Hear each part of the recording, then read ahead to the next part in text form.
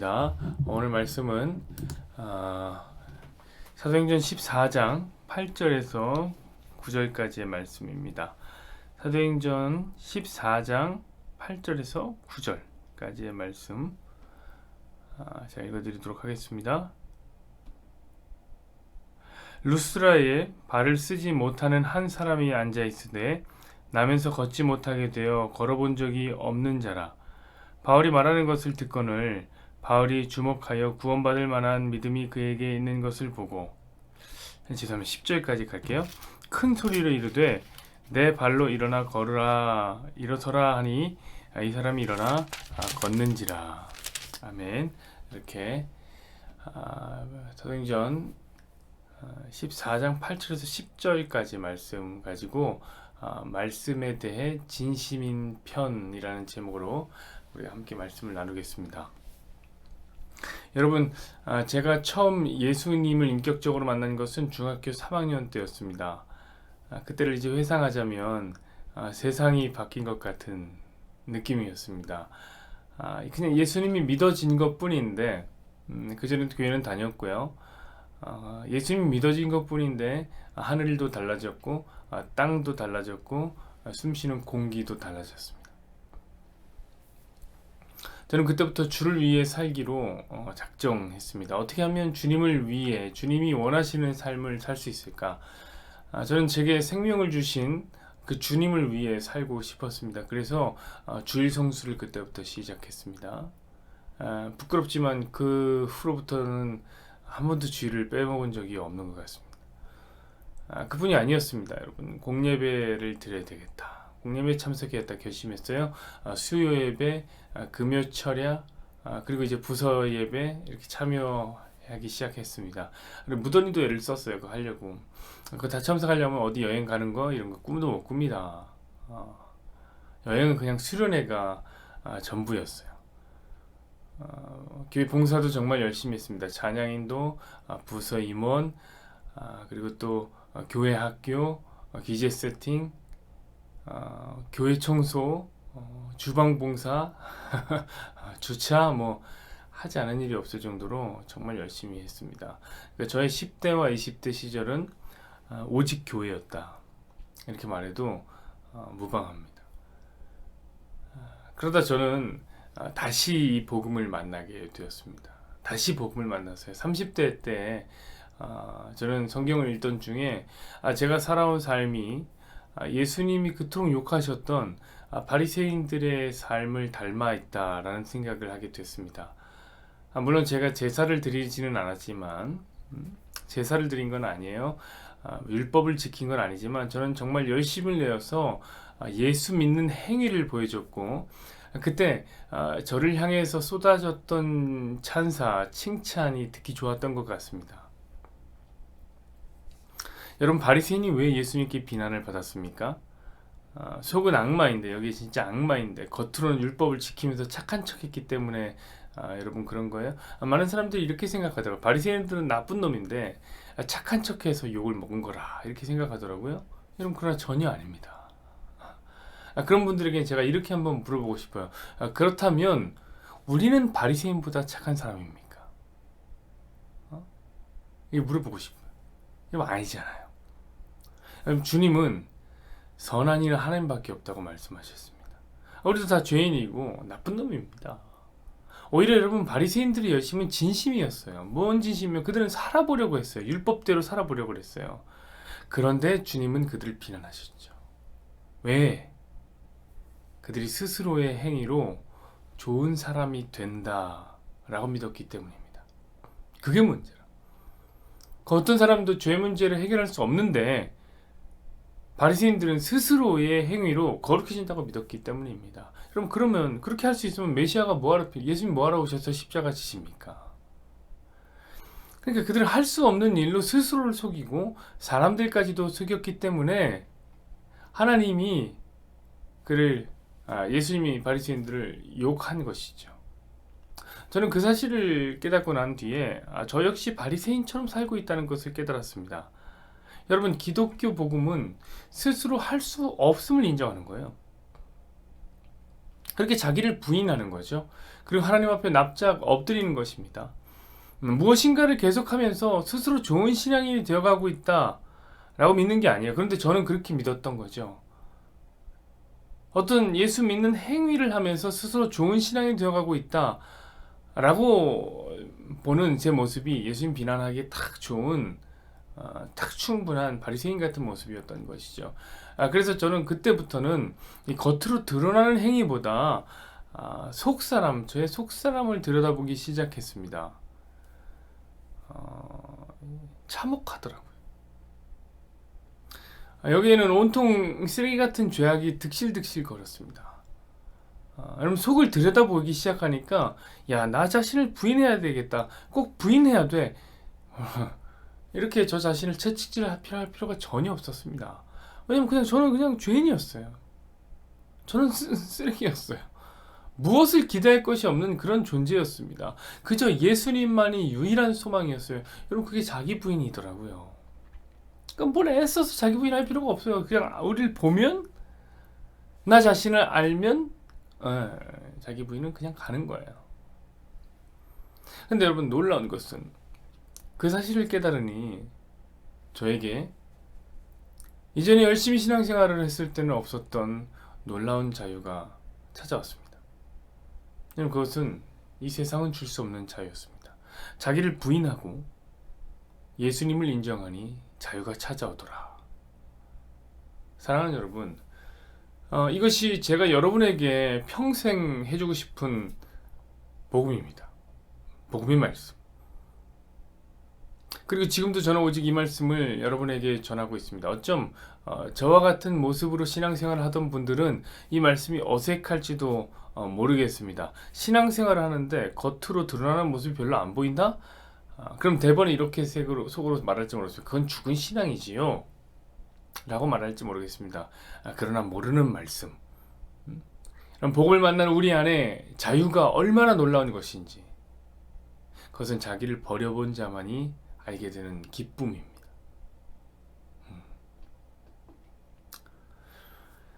그래서 저는 요즘에 뭔가 이상한 불안감을 느낍니다. 제가 열심히 복음을 전하는 여러분에게 열정이 사라지고 있는 것이 아닌가 하는 두려움입니다. 사랑하는 여러분, 우리가 예수님을 만나고 주님을 위해 살기 원한다는 이 소망은 성도의 기본적인 소망입니다. 그건 기본적으로 갖고 있는 소망이에요. 자기를 부인한다고 여러분, 주님이 우리를 위해서 죽으셨다는 사실이 거짓이 되는 것은 아닙니다. 주께서 우리를 위해 죽으셨습니다. 그렇다면 여러분, 그 감사의 열정은 어디에 있습니까? 물론 우리가 주를 위해 산다는 것이 주일 성수하고 11조 안 빼먹고 봉사하는 등 우리가 흔히 이야기하는 그런 어떤 신앙생활을 끝내주게 잘한다 이런 것은 아닙니다. 그럼 겉으로 드러나는 것을 잘하는 그런 거 아니에요. 그것은 우리 모두가 인정하는 바가 아닙니까? 그럼 여러분 무엇이 주를 위해 사는 것입니까? 예수님을 사랑하는 마음? 여러분 그것 아닙니까? 그리고 그 마음이라면 당연히 무엇이 이루어져야 되면 말씀에 대한 진심이 생겨야 되는 거 아니에요 여러분? 왜냐? 예수님이 말씀이시니까. 예수님 그분이 말씀이시니까. 여러분 저는 복음을 다시 만난 이후 제 삶이 완전히 달라지는 것을 느꼈어요. 자, 처음 복음을 만났을 때도 완전히 달라졌는데 또 완전히 달라지는 것을 경험했습니다. 그 변화가 무엇이냐? 이제 나 안세진의 존재를 증명하던 행위에 대한 열정이 확 식어버렸다는 것을 느꼈습니다. 행위는 제 존재를 증명하는 것이었는데 거기에 대한 열정이 확 식어버렸어요. 그래서 남들은 저를 볼 때 고좋게 신앙이 변했지라고 생각할지도 모르겠습니다. 그러나 저는 그런 행위 몇 가지로 증명될 만한 좋은 사람이 아니란 것을 이미 깨달았습니다. 여러분 그렇다고 예수 믿는 열정이 완전히 식은 것은 아닙니다. 어떤 행위에 대한 열정이 식은 거지 열정은 여전히 남아 있습니다. 여전히 예수님은 저의 주인이고 예수님 저 같은 주인을 위해서 죽은 저의 사랑이셨습니다. 다시 복음을 만난 저에게 찾아온 변화, 그것은 무엇이냐? 말씀에 대한 진지함이었어요. 말씀에 대한 열정이었어요. 하나님의 말씀이 알고 싶다. 하나님은 무슨 말씀을 하고 계시나? 이 말씀이 진정 나에게 전하고 있는 메시지는 과연 무엇인가? 책도 보고 설교도 듣고 성경 공부도 하고 저는 하나님의 말씀에 대한 열정을 불태우고 있었습니다. 그래서 저는 여러분에게 오늘 이걸 말씀드리고 싶어요. 사랑하는 여러분, 예수님이 여러분을 위해 죽으셨다는 사실이 믿어지십니까? 그래서 그 예수님을 위해 살기를 원하십니까, 여러분?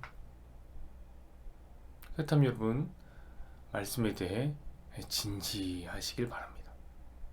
여러분, 오늘 본문을 한번 보십시오. 아무것도 할 수 없는 인생이 하나 있습니다. 태어나서부터 암진뱅이에요. 이 사람은 무엇으로 자기를 증명합니까? 여러분, 당시 사회는 장애인들에게 야박한 사회가 아닙니까? 잘못 태어난 존재야, 너희들은. 잘못 태어난 존재야. 여러분, 이런 비난 앞에서 무엇을 할 수가 있겠습니까? 이 사람 아무것도 할 수 있는 게 없는 사람이에요.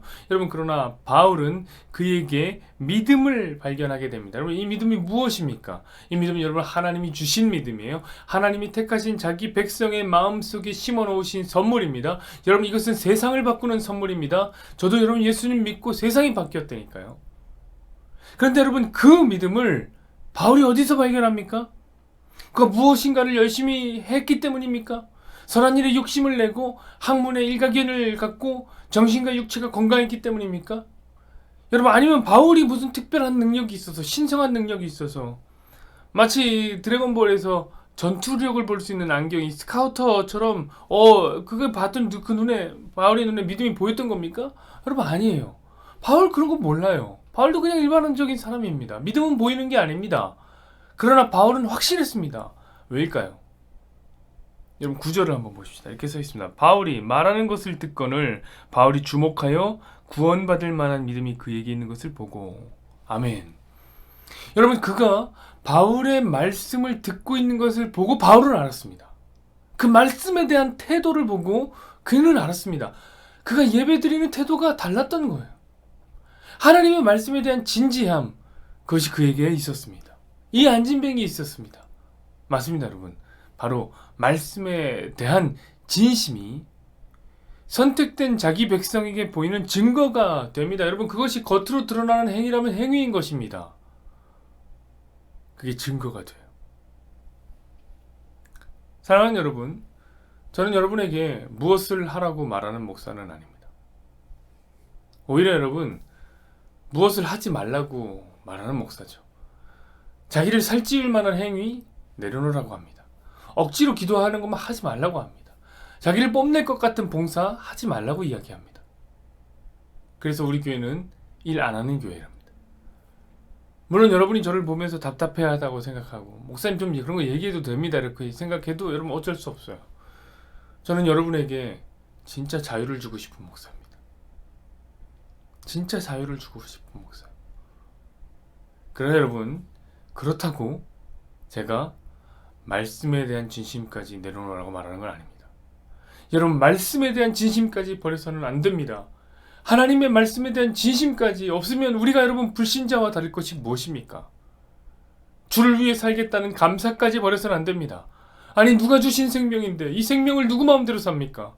주를 위해 사셔야죠. 그럼 역시 여러분, 말씀입니다. 주님이 우리에게 원하시는 삶은 말씀에 대해 진심인 삶인 것입니다. 저는 저와 여러분에게 이 진심이 있기를 간절히 소망해 봅니다. 여호와는 내게 복을 주시고 너를 지키시기를 원하며, 여호와는 그의 얼굴을 내게 비추사 은혜 베푸시기를 원하며, 여호와는 그 얼굴을 내게로 향하여 드사 평강 주시기를 원하노라. 아멘.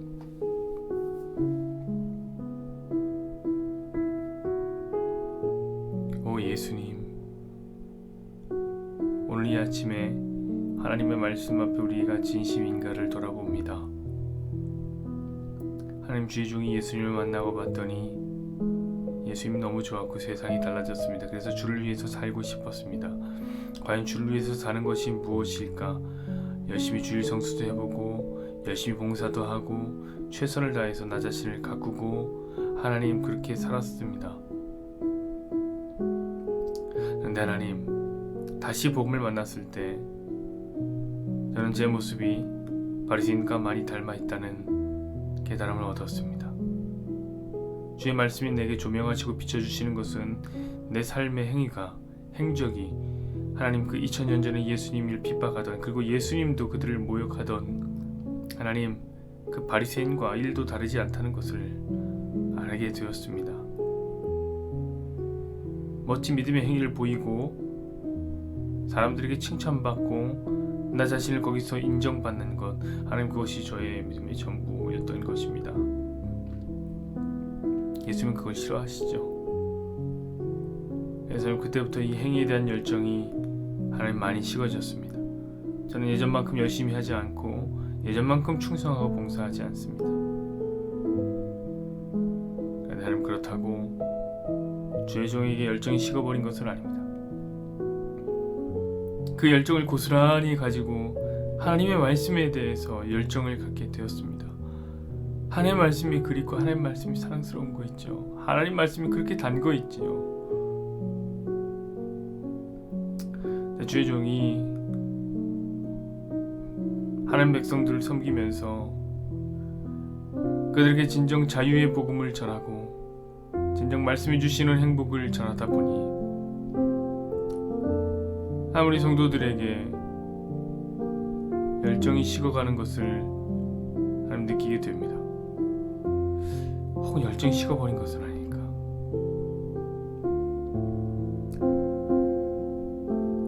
우리가 말하는 일 안 하는 것은 그 행위에 대한 열심, 행위로 그렇게 나를 증명받기 원하는 그 열심에 대한 이야기였는데, 그 이야기는 온데간데 없고 그저 하나님 향한 모든 열정이 식어버리고 있는 것은 아닌가. 하나님, 뭔가 두려운 마음이 들었습니다. 하나님, 여전히 우리 하나님, 우리 예수님은 나의 주님이시요 나를 위해서 생명을 거신 나의 사랑이신데, 그럼 나는 주를 위해서 살겠다고 하고 우리는 주를 위해서 살겠다고 각오한 성도인데 아무런 열정이 없다면, 그 감사 열정이 식어버렸다면, 하나님, 우리는 무엇을 위해 사는 자입니까?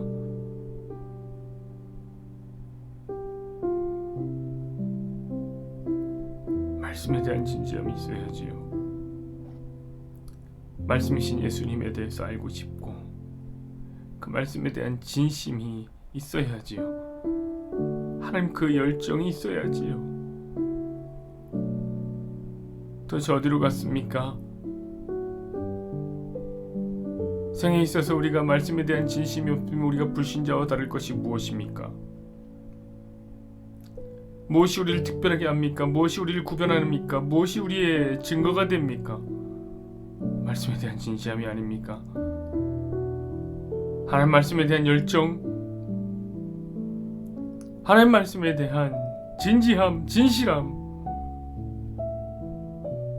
온데간데 없이 사라졌다면 주여, 오늘 우리에게 이 말씀에 대한 열정을 불러일으켜 주옵소서. 다시 주의 말씀을 향하여 나갑니다. 주 말씀 향하여 달려갑니다.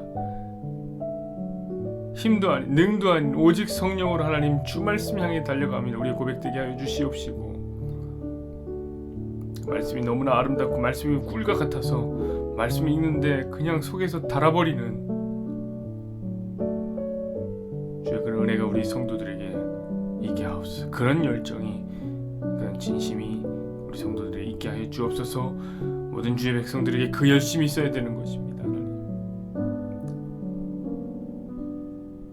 말씀에 대한 열심이 있어야 되는 것입니다. 하나님, 한국교회가 말씀에 대한 열심을 잊어버리고 행위에 대한 열심만 남았기 때문에